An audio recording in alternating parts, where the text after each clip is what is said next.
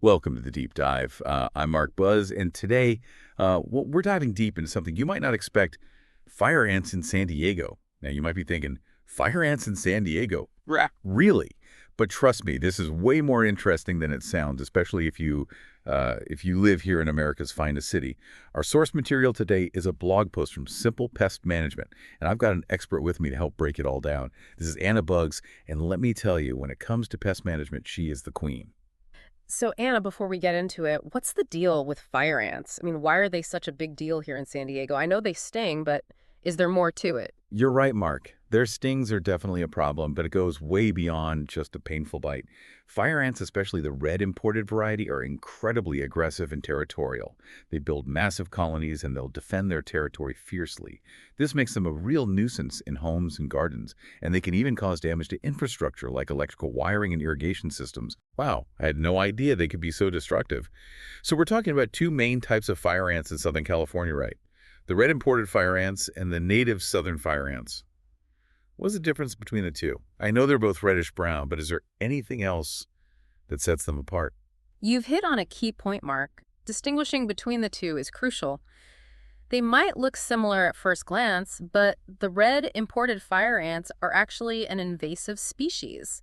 That means they're not native to our ecosystem and can cause real havoc by competing with native ant species, disrupting the natural balance. The native southern fire ants, on the other hand, have been here for centuries, playing a role in our local ecology. They might sting, but they're part of the natural order. That makes a lot of sense. So knowing how to identify these troublemakers is the first step in dealing with them, right? What should we be looking for, Anna? How can we tell if we've got a fire ant situation on our hands? The blog post mentions some pretty clear signs. Swarms of ants near food sources are a big red flag, literally. And if you start seeing those telltale mounds popping up in your yard, that's almost a sure sign of a fire ant colony. And of course, if you or someone in your household gets stung, well, that's a pretty clear indicator too. Those mounds, are they different from regular ant hills? I mean, how can we be sure it's a fire ant mound and not just some other type of ant? But that's a great question. Fire ant mounds are unique. They're typically dome-shaped and lack visible entry holes. Most other ant species have those noticeable openings on their mounds, so that's a key difference to look for. Okay, so no visible entry holes. Got it. That's definitely helpful to know. But let's say you've identified a fire ant problem. What's the next step? How do you actually get rid of these things? I imagine it's not as simple as just stomping on a few ants.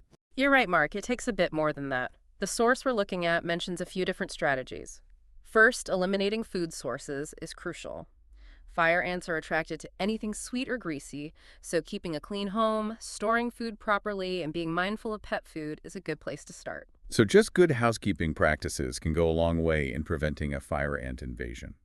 What about actually getting rid of them once they set up shop? What does the blog post suggest for dealing with an existing infestation? Well, they talk about ant baits as one option. These baits are designed to be carried back to the colony and shared, ultimately reaching the queen and disrupting the entire colony's life cycle. That's pretty clever, actually. Target the queen and the whole colony goes down. But is that enough?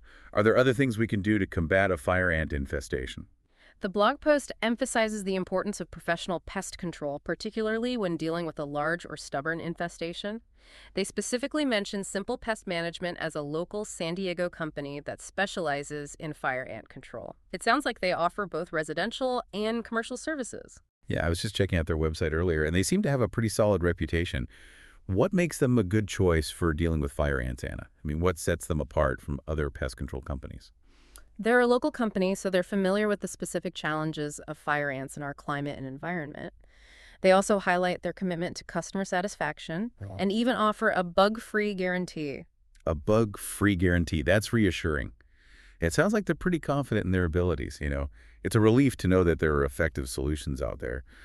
But I'm always a big believer in prevention. Is there anything we can do to avoid fire ant problems in the first place? Absolutely. Prevention is key. The source suggests a few strategies, starting with sealing any cracks in your home's foundation to prevent entry. Maintaining a tidy yard is also crucial. Removing debris, keeping vegetation trimmed, and avoiding overwatering can all help to make your yard less appealing to fire ants. And of course, regularly inspecting your yard for signs of new mounds can help you catch an infestation early on when it's easier to manage. That's great advice, Anna. It's a good reminder that a little preventative action can save a lot of trouble down the road. So it sounds like we've covered a lot of ground here. We've learned about the different types of fire ants, how to identify them, and what to do if we encounter them in our yards. If you're enjoying this deep dive into the world of fire ants, hit that like button and follow us for more informative episodes like this. And if you want to learn more about fire ants and other pests, check out Simple Pest Management on social media. We'll be right back after a quick word from our sponsor. Prevention is always the best policy when it comes to pests.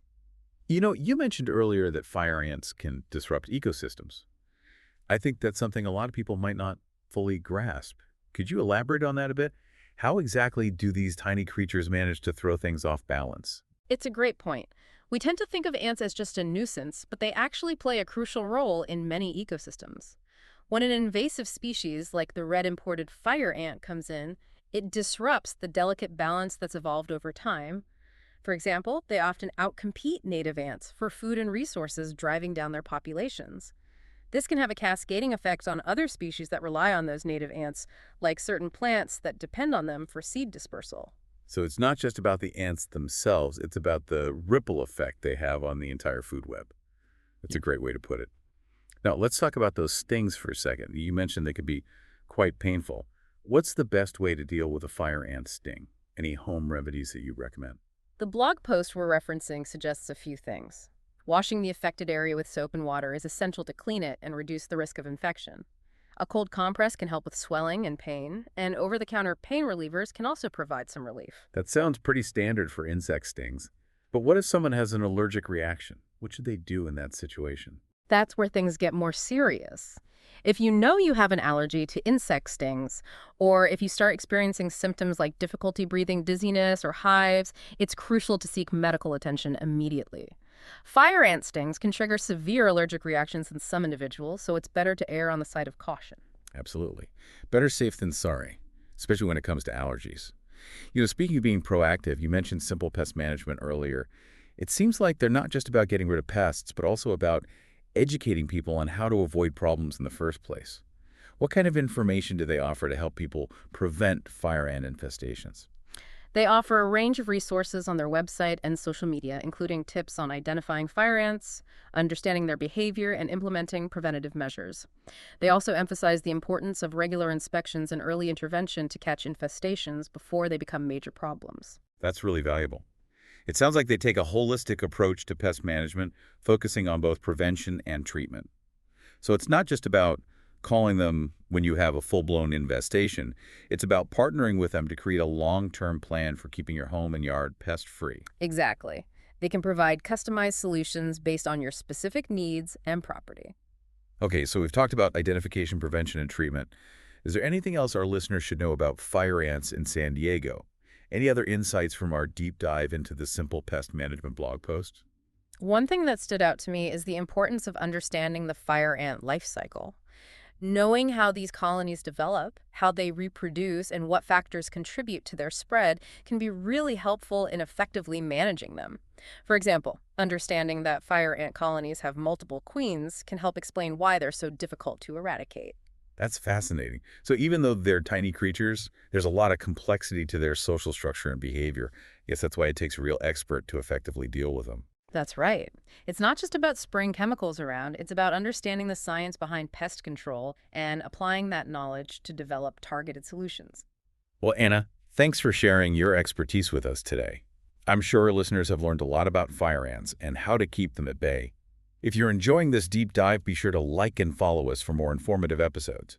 And don't forget to check out Simple Pest Management on social media for more great tips and resources. We'll be right back after this short break. Sounds like knowledge is really the best weapon when it comes to fire ants, huh? Absolutely. The more you understand about them, the better equipped you'll be to manage them. So to wrap things up, what's the biggest takeaway you want our listeners to remember about fire ants here in San Diego? I think the key message is this: fire ants are a manageable problem. They can be a nuisance, but with the right knowledge and strategies, you can protect your home and yard. Prevention is the first line of defense. But if you do find yourself facing an infestation, don't panic. There are effective solutions available, and professional help is just a phone call away. That's great advice, Anna. Thanks so much for joining us today and for sharing your expertise with our listeners. It was my pleasure, Mark. Always happy to talk about bugs. And to all of you listening out there, if you enjoyed this deep dive, please hit that like button and follow us for more insightful episodes. We're always exploring fascinating topics, and we love sharing what we learn with you. And of course, a special shout out to Simple Pest Management for all the great information they provide.